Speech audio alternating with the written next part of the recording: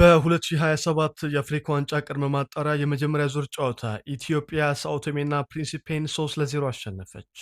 በጨዋታው ለኦማኑ አልሻባብ የሚጫወተው ከነአን ማርክነህ ግብ ጠባቂው ላይ ጫና በመፍጠር የነጠቀውን ኳስ በ22ኛው ደቂቃ አስቆጥሮ ዋሊያዎቹን ቀዳሚ አድርጓል። በቅርቡ ከቅዱስ ጊዮርጊስ ወደ ሲዳማ ቡና የተዘዋወረው አቤል ያለው በተከላካዮች የኳስ ቅብብል ስህተት የተገኘውን አጋጣሚ ፍጥነቱን በመጠቀም በአስደናቂ አጨራረስ 31ኛው ደቂቃ ላይ ሁለተኛውን ጎል አስቆጥሯል። በሁለተኛው አጋማሽ 78ኛ ደቂቃ አቤል ያለው በሳኦ ቶሜ የግብ ክልል ውስጥ በጠባብ ቦታ አራት ተከላካዮችን አልፎ ሶስተኛውን ጎል ማስቆጠር ችሏል። የኢትዮጵያ ብሔራዊ ቡድን የመጀመሪያውን ዙር ጨዋታ በሞሮኮ ኤልጀዲዳ ከተማ ኤል አብዲ ስታዲየም ጨዋታውን በሶስት የግብ ልዩነት ማሸነፉን ተከትሎ ወደ አፍሪካ ዋንጫ ምድብ ድልድል የመግባት እድሉን አስፍቷል። በአሰልጣኝ ዮሐንስ ሳህሌ መሪነት የመጀመሪያ ድላቸውን ያስመዘገቡት ዋሊያዎቹ የመልስ ጨዋታቸውን ማክሰኞ መጋቢት 22 ከቀኑ 10 ሰዓት ጀምሮ በድሬዳዋ ኢንተርናሽናል ስታዲየም ያከናውናሉ።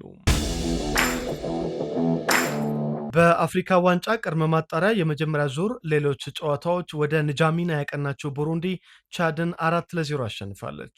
የቡሩንዲና ቻድ የመልስ ጨዋታ ቡጁምቡራ ላይ ከመካሄዱ አስቀድሞ ቡሩንዲ ወደ አፍሪካ ዋንጫው ምድብ ድልድል መግባቷን ያረጋገጠች ይመስላል። ሶማሊያና ሞሪሺየስ ሞዛምቢክ ማቶላ ላይ ያደረጉት የመጀመሪያ ዙር ጨዋታ 0-0 ተጠናቋል።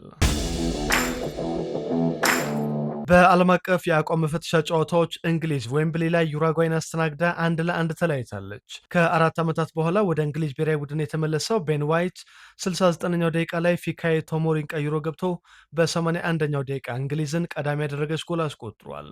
ግብ አስቆጣሪው የአርሰናል ተከላካይ በጨዋታው ማብቂያ አካባቢ በሰራው ጥፋት 94ኛው ደቂቃ ላይ ዩራጓይ ፍጹም ቅጣት ምት አግኝታ የሪያል ማድሪዶ ፌዴ ቫልቬርዴ አስቆጥሮ የአሰልጣኝ ማርሴሎ ቢኤልሳ ቡድን አቻ ሆኗል። በጨዋታው የአርሰናሉ ኖኒ ማድዌኬ ባጋጠመው ጉዳት በመጀመሪያው አጋማሽ ተቀይሮ ወጥቷል። አሰልጣኝ ቶማስ ቱሄል በማድዌኬ ቦታ ለዌስትሃሙ ጃሮድ ቦዌን ጥሪ አድርገዋል። እንግሊዝ ሁለተኛው የወዳጅነት ጨዋታዋን ማክሰኞ ከጃፓን ጋር ዌምብሌ ላይ ታከናውናለች። ባሴል ሴንት ጃኮብ ፓርክ ላይ ጀርመን ስዊዘርላንድን 4-3 አሸንፋለች። የሊቨርፑሉ ፍሎሪያን ቪርትስ ለጀርመን 2 ጎሎችን ሲያስቆጥር የባየር ሚኒኮቹ ጆናታን ታህና ሰርጌ ናብሪ አንዳንድ ግብ አስቆጥረዋል።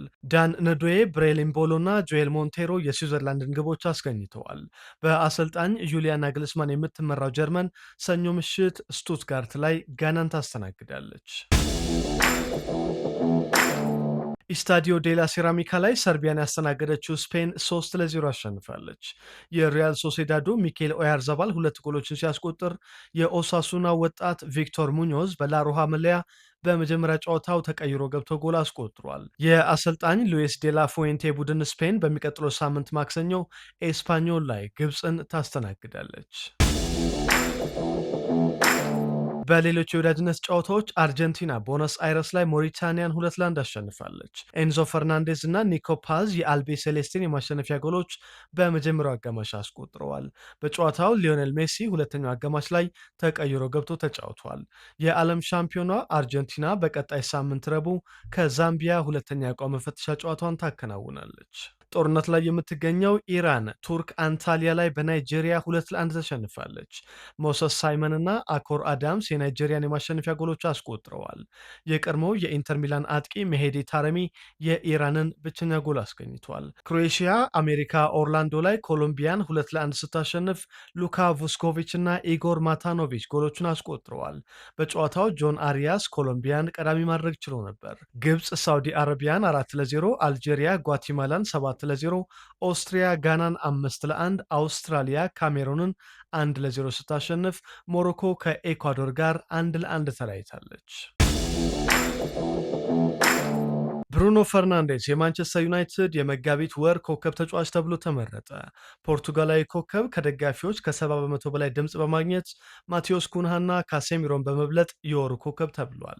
በመጋቢት ወር በ4 ጨዋታዎች 2 ጎሎችን አስቆጥሮ 4 ግብ የሆኑ ኳሶችን ያቀበለው ብሩኖ ፈርናንዴስ ከመስከረም ወር በኋላ ለሁለተኛ ጊዜ የማንቸስተር ዩናይትድ የወሩ ኮከብ ተጫዋች ተሸላሚ ሆኗል። ማንቸስተር ሲቲ የመጋቢት ወር የክለቡን ኮከብ ተጫዋች ሽልማት እጩዎች ይፋ ሲያደርግ አብዱቆዲር ኩሳኖቭ፣ ሮድሪ እና ጀረሚ ዶኩ በእጩነት ቀርበዋል።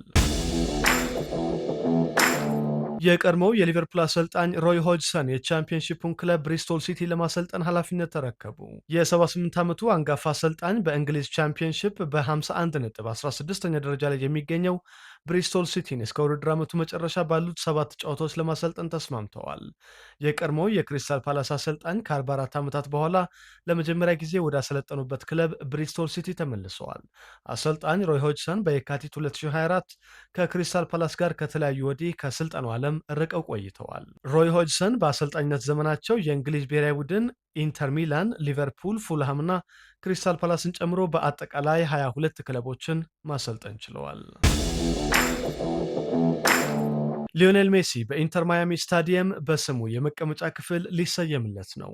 ኢንተር ማያሚ ከአንድ ሳምንት በኋላ አዲስ ባስገነባው ኑ ስታዲየም የመጀመሪያ ጨዋታውን ሲያከናውን በአንደኛው የስታዲየም የመቀመጫ ክፍል ለአርጀንቲናዊ ክብር ሊዮ ሜሲ ስታንድ መሰየሙን ይፋ አድርጓል። 26700 ተመልካቾችን በሚያስተናግደው አዲሱ ስታዲየም የሊዮ ሜሲ ስታንድ የመቀመጫ ክፍል በታችኛው በኩል ከወንበር ቁጥር 117 እስከ 121፣ በላይኛው የመቀመጫ ክፍል ደግሞ ከ217 እስከ 223 ያለውን ቦታ ይሸፍናል ተብሏል። ሊዮኔል ሜሲ በ2023 ኢንተር ማያሚን ከተቀላቀለ ወዲህ በሁሉም ውድድሮች በ94 ጨዋታዎች 82 ጎሎችን አስቆጥሮ 53 ግብ የሆኑ ኳሶችን አመቻችቶ አቀብሏል። የ8 ጊዜ የባሎን ዶር አሸናፊው ሊዮኔል ሜሲ በ2024 እና በ2025 የአሜሪካ ሜጀር ሊግ ሶከር የዓመቱ ኮከብ ተጫዋች ተብሎ በተከታታይ በመመረጥም የመጀመሪያው ተጫዋች በመሆን ታሪክ መስራት ችሏል። አርጀንቲናዊ አጥቂ ዮአኪን ፓኒቼሊ በጉዳት ከዓለም ዋንጫ ውጭ ሆነ። የፈረንሳይ ሊግ 1 የወቅቱ ከፍተኛ ጎል አስቆጣሪ የስትራስቡርጉ አጥቂ ባጋጠመው የጉልበት ጅማት መበጠስ ጉዳት ምክንያት ከዘንድሮ የውድድር ዘመንና ከዓለም ዋንጫ ውጭ መሆኑ ተረጋግጧል። የ23 ዓመቱ አጥቂ የገጠመው ጉዳት እስከ 7 ወራት ድረስ ከሜዳ ያርቀዋል ተብሏል። ዮአኪን ፓኒቼሊ በፈረንሳይ ሊግ 1 በ27 ጨዋታዎች 16 ጎሎችን በማስቆጠር የሊጉን ከፍተኛ ጎል አስቆጣሪነት እየመራ ሲሆን ለስትራስቡርግ በሁሉም ውድድሮች በ39 ጨዋታዎች 20 ጎሎችን አስቆጥሮ 4 ግብ የሆኑ ኳሶችን አመቻችቶ አቀብሏል። በመጨረሻም ጉሌርሞ ኦቾዋ ለሜክሲኮ ብሔራዊ ቡድን ጥሪ ተደረገለት። ሜክሲኮ ከፖርቱጋልና ቤልጅየም ለምታደርጋቸው የወዳጅነት ጨዋታዎች ሉዊስ አንሄል ማላጎን መጎዳቱን ተከትሎ አሰልጣኝ ሃቪየር አጊሬ ለ40 ዓመቱ ዝነኛ ግብ ጠባቂ ጥሪ አቀርበዋል። ጉሌርሞ ኦቾዋ ከዚህ ቀደም በ5 የዓለም ዋንጫዎች ላይ ለሜክሲኮ ብሔራዊ ቡድን ተጫውቷል። በ2026 ዓለም ዋንጫ ከተሰለፈ በ6 ውድድሮች ላይ በመሳተፍ በታሪክ የመጀመሪያው ግብ ጠባቂ መሆን ይችላል። በ2006፣ 2010፣ 2014፣ 2018 እና 2022 የዓለም ዋንጫዎች ላይ የተሳተፈው የ40 ዓመቱ ጉሌርሞ ኦቾዋ ለሜክሲኮ ብሔራዊ ቡድን ጥሪ ሲደረግለት ከግንቦት 2025 በኋላ ለመጀመሪያ ጊዜ ሆኗል። ጉሌርሞ ኦቾዋ በአሁኑ ወቅት ለቆጵሮሱ አትሌቲኪ ኢኖሲ ሊማሶል በመጫወት ላይ ይገኛል።